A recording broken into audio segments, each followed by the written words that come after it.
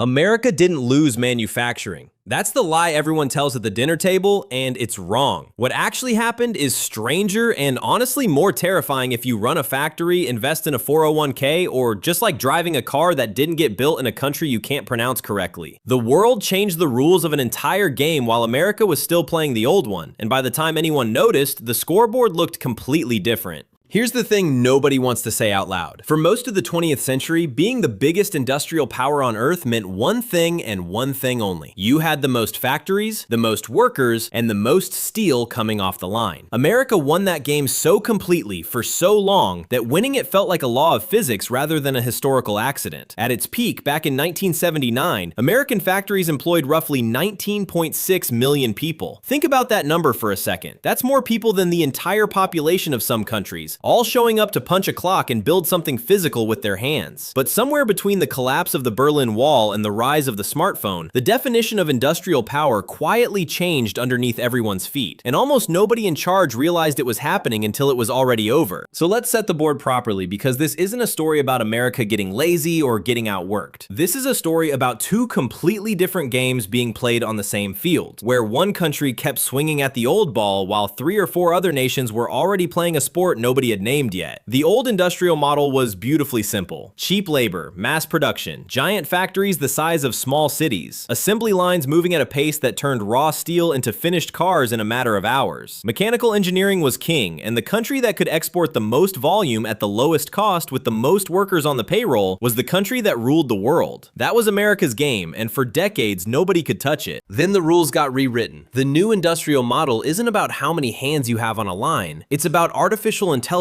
directing production in real time. It's about robotics replacing entire shifts of human labor. It's about digital twins, which is a strange phrase that basically means building a perfect virtual copy of a factory before you ever pour a single foundation, so you can test, break, and fix it 1,000 times without wasting a dollar. It's about who controls semiconductors, who controls battery chemistry, who controls software, who controls energy at scale. This is not your grandfather's factory floor. This is something closer to a war fought with data centers and lithography machines instead of blast furnaces. And here's the golden fact that almost nobody puts together correctly. American manufacturing output in real dollar terms is still enormous. In many measurements, it's near historic highs. So if output didn't collapse, why does every documentary and every politician insist that America lost its factories? Because they're measuring the wrong thing. They're counting jobs, not output. And that distinction is the entire story hiding in plain sight. Manufacturing employment in America fell from that 1979 peak of 19.6 million all the way down to around 13 million workers by the early 2020s. That's a brutal, undeniable drop. Entire towns built around a single factory watched that factory go quiet, and the human cost of that transition is real and it deserves to be taken seriously. But here's what almost never gets said in the same breath. Fewer workers did not mean less production. It meant something closer to the opposite. American factories became dramatically more productive because machines started doing the work that used to require rows and rows of people. So picture two factories side by side. One from 1979 packed wall to wall with workers doing repetitive manual tasks for 8 hours a day. The other from today, half empty of people, but full of robotic arms working around the clock, guided by software that adjusts tolerances down to fractions of a millimeter without ever needing a coffee break. Both factories can produce similar output. One needs thousands of employees, the other needs a few hundred engineers and technicians who understand code as well as they understand a torque wrench. That is the entire transformation compressed into one image. Now let's talk about the country that read the new rule book first, because this is where the story turns from economics into something closer to a chess match played across 3 continents. China didn't just get lucky with cheap labor. China made a calculated bet decades ago that if it could become the world's manufacturing floor first at massive scale, it could then use that scale to climb upward into higher value production. When China joined the World Trade Organization in 2001, it wasn't just opening a door to cheap exports. It was buying itself decades of runway to build the largest, most integrated industrial base on the planet. By the 2010s, China had overtaken the United States as the world's largest manufacturer by total output. Not by accident, by design. And China didn't stop at t-shirts and plastic toys. Companies like BYD and CATL now sit at the absolute center of the electric vehicle and battery revolution, controlling entire entire supply chains from raw lithium processing to finished battery packs to complete vehicles rolling off the line. That is not the story of a country doing America's old job cheaper. That is the story of a country building an entirely new industrial empire while everyone else was still debating whether electric cars were a passing trend. Germany took a different path entirely, and it's worth understanding why. Germany never tried to out-cheap anyone. Instead, it doubled down on precision engineering, powerful mid-sized companies known as the Mittelstand, deep apprenticeship training systems, and heavy investment in automation. Germany didn't need the most factories, it needed the best ones, run by the most skilled workforce on Earth, producing machinery and vehicles that competitors simply couldn't replicate at the same quality. That's a completely different kind of industrial power, and it still commands respect and premium pricing across the globe. South Korea picked yet another lane. Instead of trying to be everything, Korea built national champions like Samsung and Hyundai and pushed them relentlessly up the value chain in electronics and shipbuilding, backed by coordinated government and industry investment. And then there's Taiwan, home to a company most consumers have never heard of, but that quietly controls the fate of nearly every advanced piece of technology on Earth. That company is TSMC, and this might be the single most underappreciated fact in the entire global economy right now. TSMC doesn't make phones, it doesn't make cars, it manufactures the advanced semiconductor chips that power almost everything modern, from the artificial intelligence data centers driving companies like Nvidia to the control systems inside the newest electric vehicles. Taiwan, a country smaller than some American states, became the choke point for the entire 21st century economy simply by mastering one incredibly difficult industrial process before anyone else could catch up. That is not a small factory shutting down in the Midwest. That is a strategic vulnerability that keeps national security planners awake at night in Washington. So where does that leave America in this new game? This is the part of the story that gets buried under all the doom and gloom headlines, and it deserves way more attention than it gets. America didn't disappear from advanced manufacturing. It repositioned itself at the top of a completely different pyramid. Look at the companies actually driving industrial transformation today, and you'll notice something striking. Nvidia doesn't manufacture a single physical chip itself. Yet it sits at the absolute center of the artificial intelligence hardware boom, designing the processors that power the next generation of automation and robotics worldwide.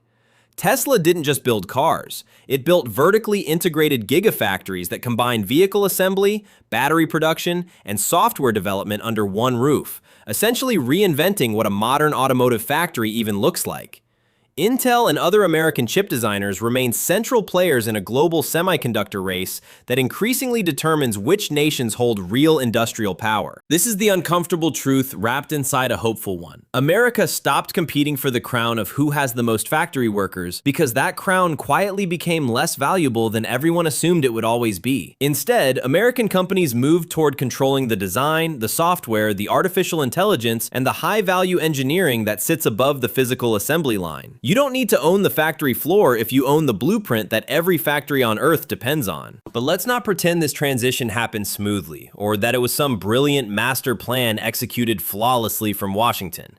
It wasn't. Entire communities were hollowed out, supply chains became dangerously fragmented and dependent on distant, sometimes politically unstable regions. And then the pandemic hit, and suddenly every executive and policymaker in America woke up to a terrifying realization all at once. If a single port shutdown or a single factory fire on the other side of the planet could stop car production, stop electronics production, stop medical supply production, then efficiency had quietly become a liability disguised as a strength. That shock triggered a real, measurable shift back toward reshoring and what people are now calling friend-shoring, which basically means building critical supply chains with countries you actually trust. Programs like the CHIPS Act poured enormous investment into rebuilding domestic semiconductor capacity because losing control of chip production wasn't just an economic problem anymore. It became a national security emergency. Battery cell production, defense manufacturing, and select high-tech supply chains have all seen serious new investment flowing back into American soil over the past several years. Here's the catch though, and it's an important one. This return of manufacturing does not look anything like the old factories your grandfather might remember. These new facilities are packed with robotics, automated quality control systems, and digital twin simulations running the process before a single part gets made. Globally, the number of installed industrial robots has climbed past 4 million units, with the vast majority of new installations happening across Asia. Robot density density, meaning the number of robots per 10,000 workers, is now highest in countries like South Korea and Singapore, with the United States steadily climbing that same ladder as automation adoption accelerates year after year. So when politicians promise that factories are coming back and that millions of assembly line jobs are returning exactly as they once were, that promise is only half true. And honestly, the more important half is the one they're not saying out loud. Factories are coming back. Assembly line jobs at 1979 scale mostly are not. The jobs of this new industrial era look more like robotics maintenance, systems programming, and advanced quality engineering than a repetitive station on a moving line. That is either exciting or terrifying, depending entirely on how prepared your local workforce is to make that leap.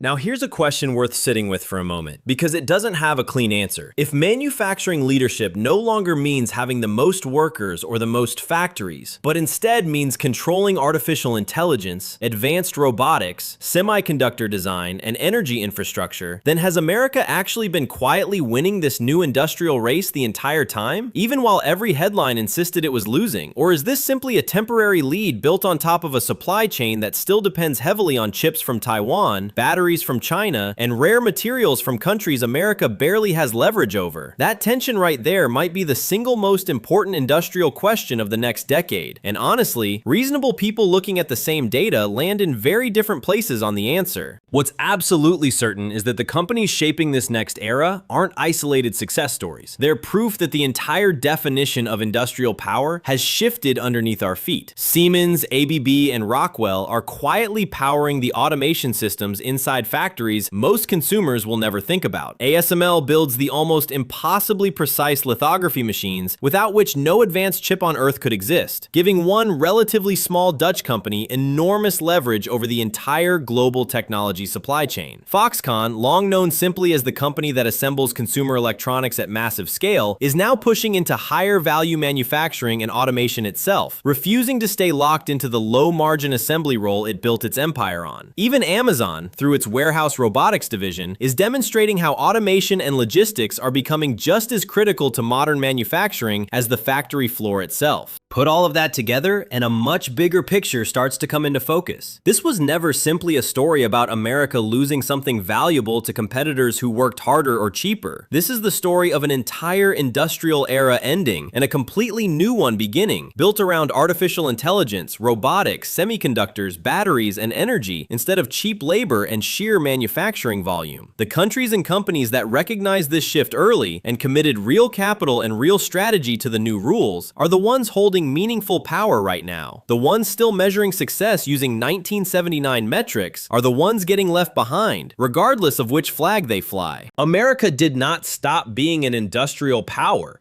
That's the headline nobody wants to write because it's less dramatic than decline, but it happens to be true. The industrial game itself changed completely, and the countries that understood the new rules first gained a real, lasting advantage.